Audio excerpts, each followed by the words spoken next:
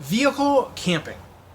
You know, I've been like a backpacker and I've done lots of like hiking camping, but lately vehicle camping has been like my favorite thing. And my wife and I did a lot of it when we first got together, but then I had to sell the 2001 Toyota Tacoma that we were using as our camping rig, our Overland camping, I guess you would call it. And I had to sell that because I couldn't fit a car seat in the back of it. It was the extended cab, but it's just, there's not enough room there. So yeah, I've been without a vehicle since selling that one almost a year ago. I did use the money from selling that to buy my like GMC motorhome here, which is, you know, obvious reasons why I'm buying that. I love camping, but it's going to be another year probably until this is finished, until it's, you know, it's totally ready to start using it and going camping with it. But I can't wait a year to go camping again. I've got a problem because I do all of my work on the computer, and I'm staring at a phone. I think a lot of people have the same problem these days, and that is the fact that we just can't sleep. Call it insomnia, call it, I don't know, screen fatigue, or I don't know what you call it, but basically it's gotten so bad lately that I can't even get to sleep until 6 in the morning, which, yeah, does not make my wife happy. So I really need to go camping and reset my circadian clock, like today, but I don't have a vehicle to do that with. And I really am going to buy a Cybertruck. That's for sure going to happen.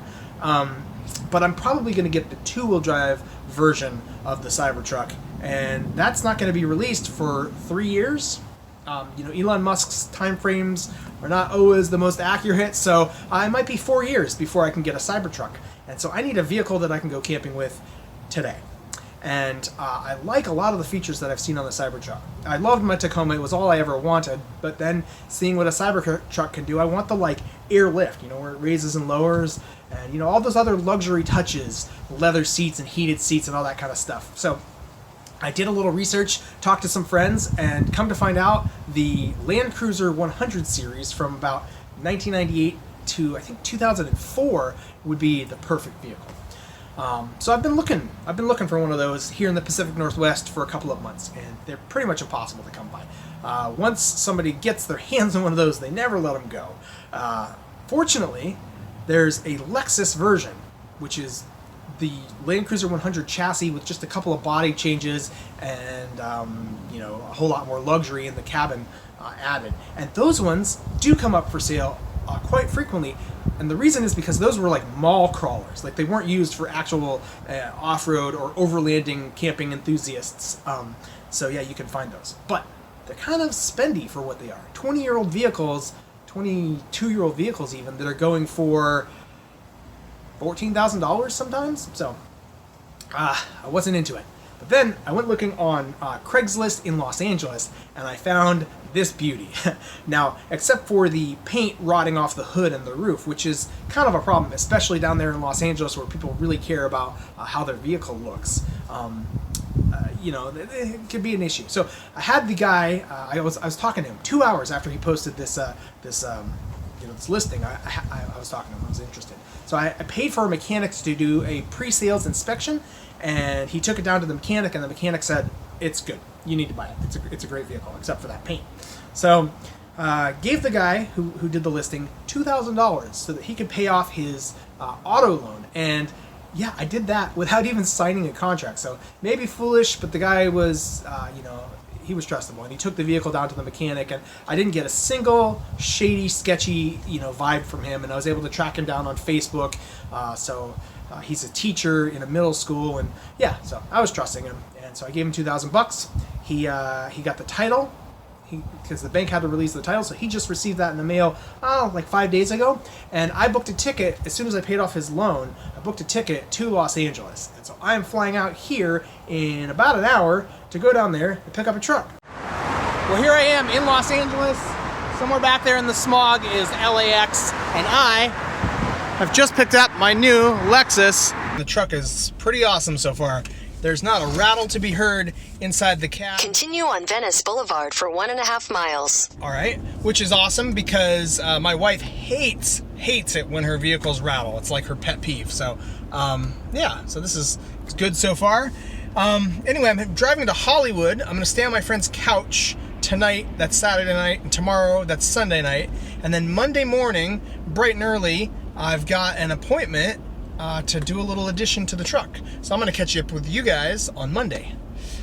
Well, that's the surprise. It's a rooftop tent. So I'm here at a business called TMB in, God, where are we? I don't know. East side of LA. There's all kinds of 4x4 businesses around here. So these guys evidently sell these Overland camping tents. And so we just used the forklift there to put the tent up on there. It weighs about 220 pounds. And so now I have to use the mounting hardware to mount it to the roof, and then I'll be good to go. I can go camping. This is a super easy installation. Basically, I've got 4 sets of this hardware here, and what I'm gonna do is here through the sunroof, you can see the track, and the top plate gets slid into the track with the carriage bolts so that the carriage bolts can't spin because they're in the square holes there. And then I just slide this down until I'm straddling the crossbar on the roof rack. You see that? So then I just mount the lower plate like you saw here and the bolts, and I'm done, and it's all mounted. So removing this plastic is proving to be kind of a pain in the butt.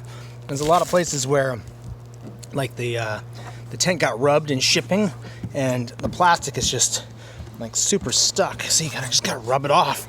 Well, I'm parked now, but as I was driving, I was looking up here through the sunroof and I noticed that the tent bounces quite a lot. Now, it bounces not quite that badly. I'm making it bounce worse than it does down the road.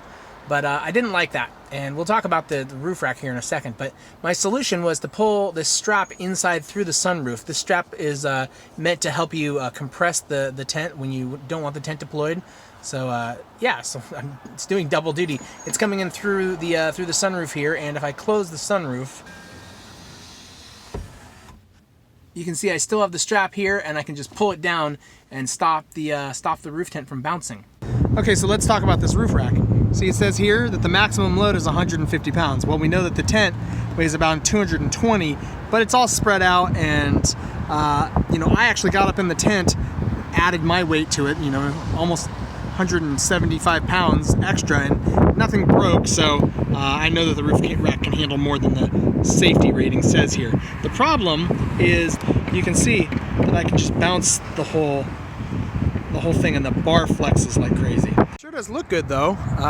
It's a lot of tent up there, but pretty nice looking Overland rig. Got to get some beefier tires on there if we really want to look the part. So here I am at the Home Depot at some town just south of the Grapevine, and I just paid an arm and a leg for some firewood. So that's 2 nights worth of firewood, and now it's on to the campground, which Google Maps tells me is a 2-hour drive. So I will get to the campground a little bit after dark, but that's okay. I'll still be able to have a fire.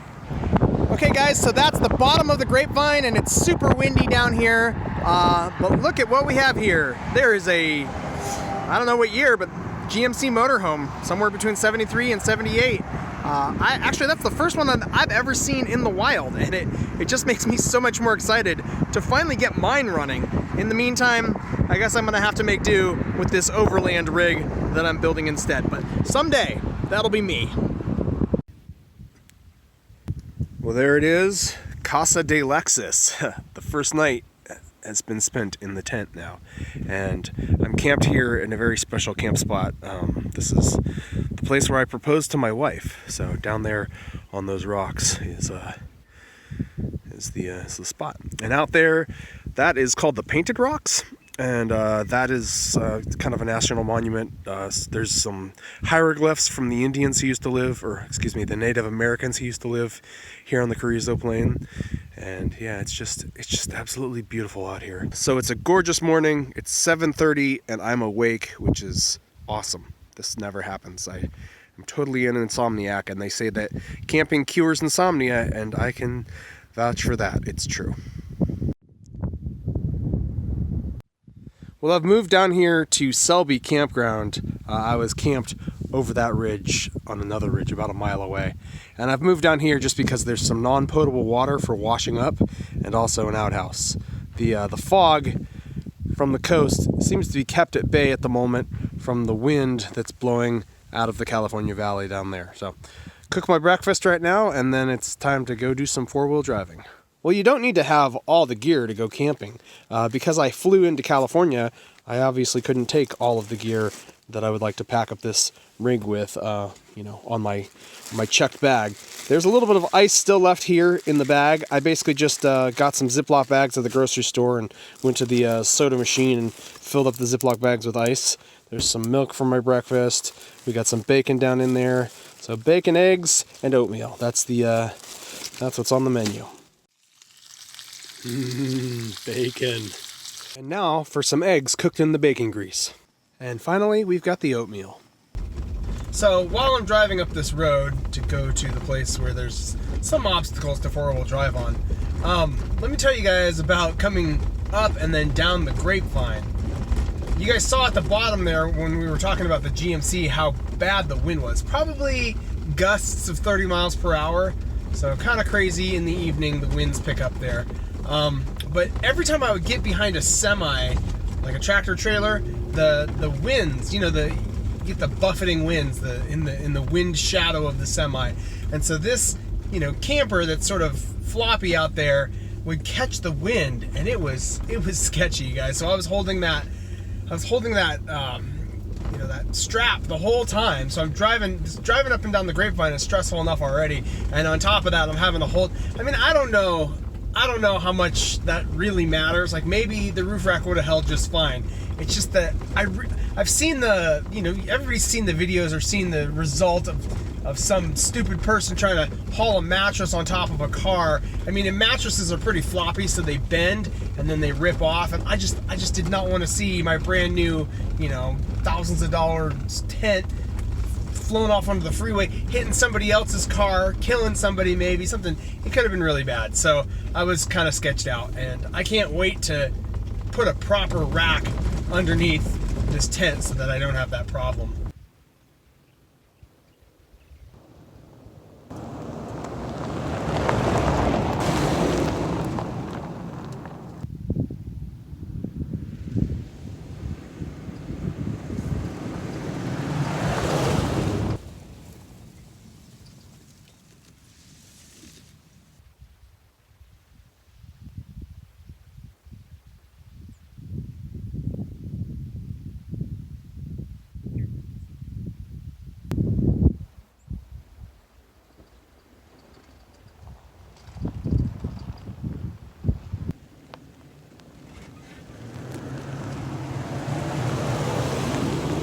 There's my tracks through the fresh grass. So you can see I'm the first one up this road yet this season. And there is the hill. So going up, that's the part of the hill. And over there, it gets worse. The ruts are insane right there. Well, I've just run up this hill to pre-run the course, and I don't think that's passable. There's the Lexus way down there. That first part of the hill is definitely doable, but for this section, I'm gonna have to straddle the left rut here. The right rut is too wide for me to straddle, so I have to stay here. And there's places where it's like the edge of the rut is gonna cave in on me as I'm straddling, so it's gonna be pretty hairy as I come up that rut. And then getting up to that moment there, my tires are pretty wide, so right about there, my tire needs to cross. So I might be able to cheat across sooner than that, but I mean, this is some serious four-wheel driving. This is the kind of stuff you need to do with a spotter and with a winch and friends that can help you out, and I have none of that. I don't even have a shovel that I could use to like shape the ruts. You know, I could carve them away and make them passable if I had a shovel. So I have nothing. It would be really foolish. Just to give you guys an idea how deep these ruts are. They're pretty deep. Shoulder height at least. Well, I'm gonna do the first section anyway, so here's a little dash cam action.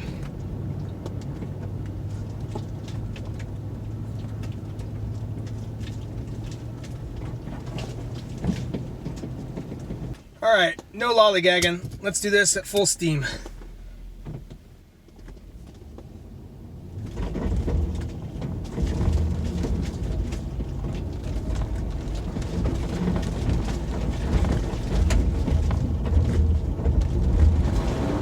Nope, not happening. You see all that, you know, digging in the dirt there has got the truck crooked on the road, and it really doesn't want to straighten itself out. Lucky I'll be okay if I go off the road over there, so I'm just gonna back it up and get it back on the road. Okay, I've got a big problem. See, I can't creep down this hill slowly because my front wheels, the brakes are locking up. And so it's basically just the front end's just sort of like fishtailing around, and that's also the end that I need to steer. So basically I can't go down this slowly. I can't brake because then I start to skid. So I can't lose traction, which means I gotta kind of bomb it in reverse, which is sketchy as wish me luck. Woo! Thank God for e-brakes. I'm just using the e-brake as the brake, and it's actually stopping me on the hill. So I'm able to steer with the front wheels and brake with the e-brake. Well, good morning from Sweetwater Laguna Mountain Campground. You can see the sun is just coming up over there on those hills in the slight distance, and right over here we've got a light dusting of frost on the ground. So, yep, I'm just finishing up my breakfast. There's my oatmeal, and after that I'll give you guys a tour of the tent. I have to do it here because it's going to be raining up in Oregon, so this is my last chance. You can see just climbing the ladder in there into the entrance, and I've got it pretty well buttoned up.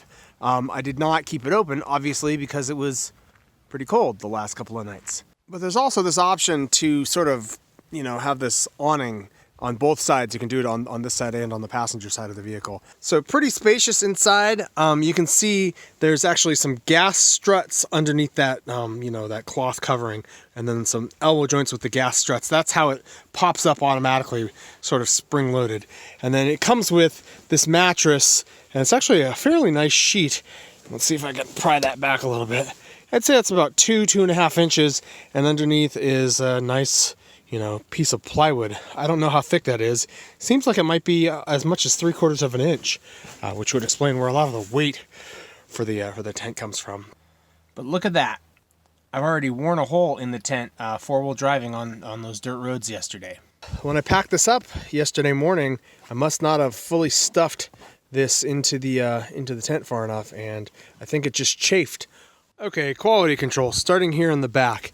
You see these rivet holes? There's 1, 2, 3 of them. And all 3 of them are missing their rivets because these things just fell out. And the reason that they didn't stay in is because there's a gap between the shell and the metal frame inside of there. And the metal frame had to have these corners bent, the radius done on them, and you know, I've bent metal before, and it's hard to get the calculation exactly right. So basically they missized the metal frame inside there, and it made it so that the rivets didn't work. So in order to fix this when I get home, I'm going to have to make a spacer that's about 1/4 of an inch actually, to sit in between the shell and the metal frame, and then I'll have to put new rivets in there. So there's quality control issue number 1. Quality control issue number 2 has to do with these buckles, and they're not bad. They're an okay design. So this strap basically is firmly secured to the lower half of the shell, and the buckle is attached to the upper half of the shell, and this holds the 2 halves together as you're going down the road. Same over here. Same over there in the front. The problem is right here. You can see the strap came unstitched, and the buckle just fell off. So this is super important. Wind coming as you're rolling down the road, wind is going to want to try to open that shell up. So you absolutely need something strapping it down and holding the 2 halves of the clamshell together here at the front. This is my temporary solution. I've just tied a knot. I've tied this lower retention strap here to the, well, this is the big strap that you're meant to just use by hand. It helps you close the 2 halves of the clamshell when you're packing up.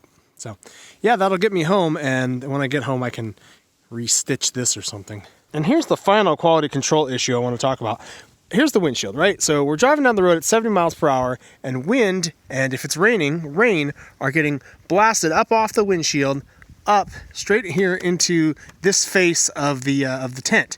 And then with with 70 mile per gale force winds, basically, as you're driving down the road, that rainwater is being driven up underneath the lip. So this drip edge works just fine in conditions like now with the dew dripping off the tent. But when you're driving down the road, this is anything but waterproof. So there's just going to be a ton of water that gets pushed up there. And I know that the fabric underneath is waterproof and all that, but I don't think this is a good design for driving in the rain. It's just, you know, could be a lot better. So this drive down out of the Laguna Sweetwater campground is just gorgeous. In and out of the fog, sunny day. It was raining last week, so everything's just green and luscious here in California right now. It's, yeah, it makes me want to move back to this state. But keep in mind, it's brown here most of the time. And yeah, last time my wife and I stayed at that campground, the flies, I can't even express how miserable the flies were. They would just swarm you. It was this whole area for miles and miles around. So I don't know what's the deal with the flies around here. If they just come on late in the season. There weren't any right now, obviously, because it's like almost freezing at night and it's the rainy season. So yeah, all in all, that was a pretty nice night's stay. I wish I had more time to do some four-wheel driving back up in there. There are some roads to go explore up in there, but yeah, if I lived in the Bay Area, I would certainly be down here more often. Wow, look at that. Just gorgeous. Wow. So I'm south of Hollister here, and if that's not a pretty sight, I don't know what is.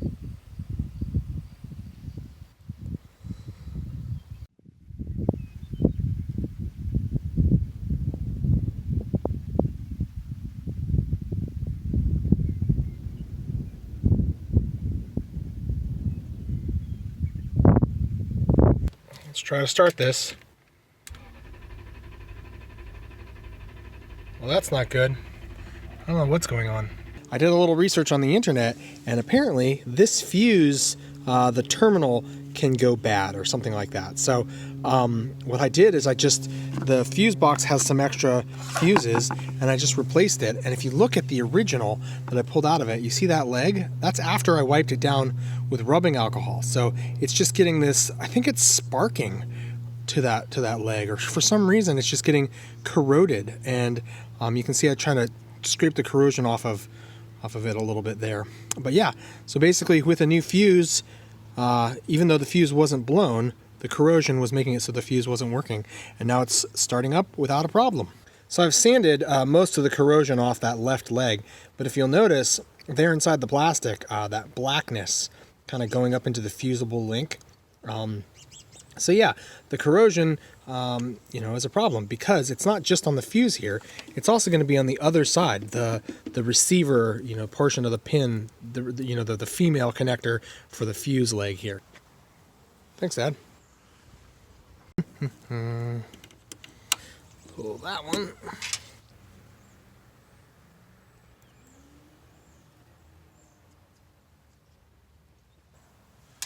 Put that back in there. Easy peasy. And now I still have a spare fuse. Along with the little puller here.